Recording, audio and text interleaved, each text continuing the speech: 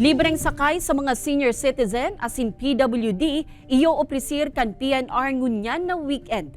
Dagdag na biyahe kan tren ngunyan na Peña Francia Festival, pinaplansya na kanahensya. Yan asin iba pang detalye aramunta sa pagtutok live ni Chris Novello. Chris?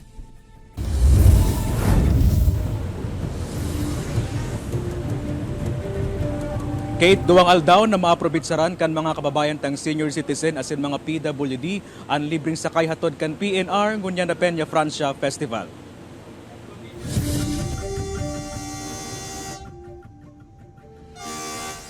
Puon sa aga Setyembre 16 hasta Domingo Petsa 17, maoprosir ning libreng sakay ang Philippine National Railways sa parehong biyaheng Naga-Sipocot asin Naga-Ligao vice versa. Maaprobitsaran kan mga senior citizen asin PWD ang libreng sakay na ininasigon sa PNR, parte kan sa ng pakikisumaro sa selebrasyon kan Peña Francia Festival ngunyan na taon. Kailangan lang po nilang gawin ay ipakita lang po nila yung kanilang ID. Ang taga-Sipocot na si Nanay Elena, plano daang mamasyar sa Naga City ngunyan na weekend. Kaya banang sa iyang mga makuapo, huli kan inoprosir na libreng sakay. Ay, maugma kami. Ngari-ari sa aga parang iyo. Libre o, di pwede kayo mag-idi naman. O. Apwera sa libreng sakay, posibleng madugangan pasubot ang biyahe sa parehong ruta sa nasambitan ng mga aldaw, como antisipasyon sa pigdilaom ang pagrusukan mga tao na mapasiring sa Naga City. Naga-Ligao will be we will make it 3, and then in Naga-Sipocot we will try to make it 4. Yun ho ang target ho natin, pero inaayos pa ho ang schedule po.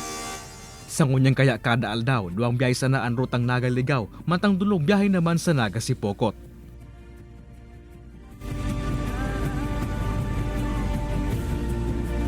Kate, sa kakalog lang ng impormasyon, ang dugang na biyahe ka na PNR digdi sa Naga City. Halimbawa itong Naga-Sipocot. Kung hali ka sa Sipocot, ang alas 4:50 din pagkahapon, pasiring digdi sa Naga City. As in, kung hali ka naman digdi sa Naga City, going to Sipocot, alas 7 din pagkabanggi. Kung hali ka naman sa Ligao, going to Naga City, alas 8:30 din pag-aaga. As in, Naga to Ligao, alas 7 man din pagkabanggi.